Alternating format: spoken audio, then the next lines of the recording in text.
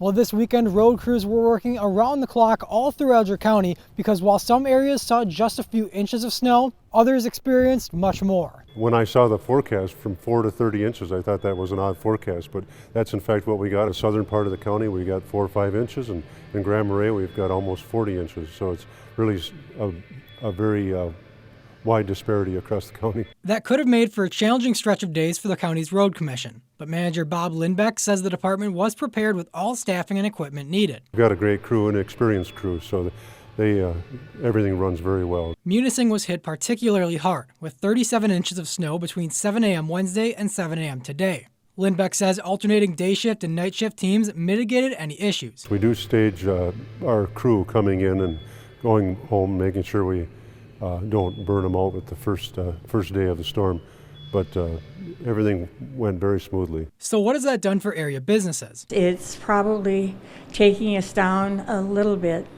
However, we'll make it up when the snowmobilers and the cross-country skiers come back to the UP. For Miner's Pasty Kitchen, it may have been a temporary roadblock, but the contrast from last year's mild winter may actually present an opportunity for more business. If you live in the Upper Peninsula, you're pretty tough.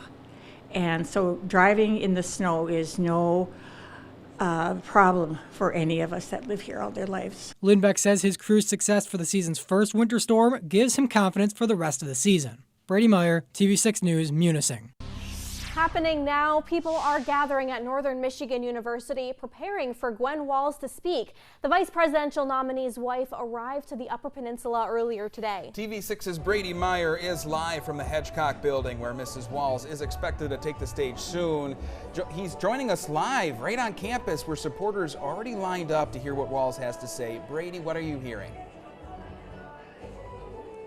Yeah, Grace, Cody, it's a little tough to hear you right now with this loud music going. I think that kind of encapsulates the mood here at the Hedgecock building. A lot of people here and still a lot more filling in. There's a long line downstairs. There has been for the better part of an hour now. A lot of people excited to hear what Gwen Walz has to say. And Marquette and the UP as a whole has had a lot of prominent Democrats come in over the last couple of weeks with Senator Bernie Sanders and Chasten Buttigieg, a lot of big names, and today, with Gwen Walz, perhaps is the biggest. I talked with some supporters earlier. I talked with the NMU Democrats president, who had a big part in putting this all together. He's really excited to hear what Walz has to say. He thinks that she's going to come and rally supporters like a lot of these other rallies have done. She thinks she's going to touch on those key topics that we hear about a lot from the Democratic side, things like reproductive freedoms and the economy. So those are going to be big talking points tonight for sure. We don't know when this is going to get started exactly. We're supposed to start at 6:30 Eastern time. Clearly that's not going to be happening, but we're going to be here and we're going to have it for you whenever she does start. We're going to have it live on our website on uppermichigansource.com, and I'm going to have a recap tonight on TV6 Late News with what Gwen Walz has to say while she's here in Marquette. For now though, live in Marquette, Brady Meyer, TV6 News. I'll send it back to you guys.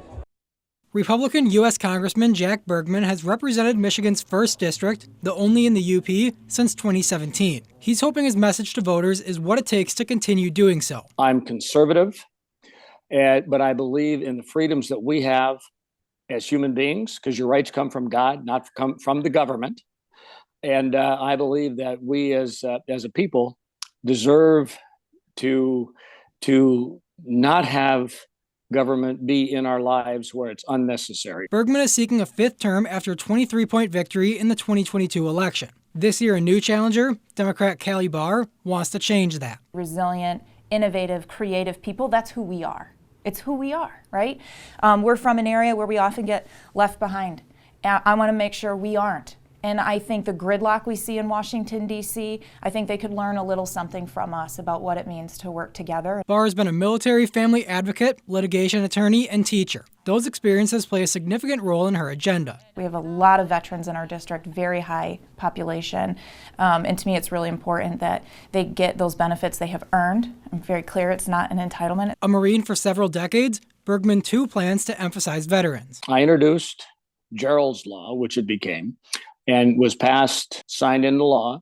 And now a veteran who chooses to go home at end of life and spend that time with his family now will receive the full burial benefits. Bergman says he's been involved in various committees and behind-the-scenes work, spearheading bipartisan policy items. Making additional progress in those areas remains a top priority. If you get elected for another term, what are the big issues that you want to continue to focus on in Washington? I'm going to still continue. National defense will always be an issue. Veterans Affairs will always be an issue. So I will be on those committees as long as I am in Congress. While Barr hasn't been an elected official, she believes her other experiences make up for it. What do you have from volunteer work or your job or just anything else that you think makes you the right person to represent the 1st District? Yeah, thank you. So, as a teacher, I valued time understanding students and families, and what that looks like right now and supporting. Trying to make sure that we have opportunities for growth here in our district. Beating an incumbent in the House is a tough task. In 2022, 95% of incumbent representatives who sought re-election won their races. Brady Meyer, TV6 News. Despite not appearing as an agenda item at tonight's Munising School Board meeting, teachers filled the boardroom to voice their concerns with contract negotiations. I've been a teacher at this district for almost 30 years.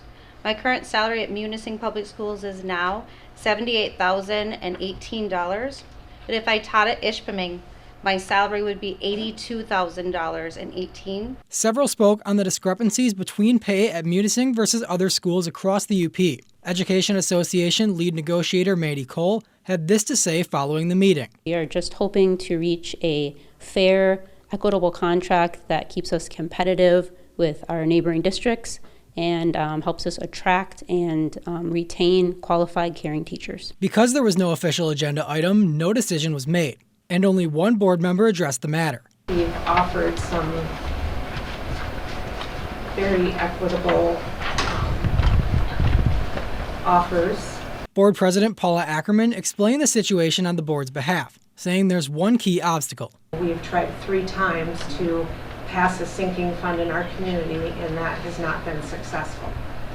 Therefore, funds and things that will need to be done will need to be pulled out of the general fund, and we as a board need to be fiscally responsible and aware of that. After the meeting, I did speak with Superintendent Mike Travis, who declined to interview, citing the ongoing negotiations, though he did reiterate many of the same points as the board president, adding that he is confident that they'll continue to work on closing the gap.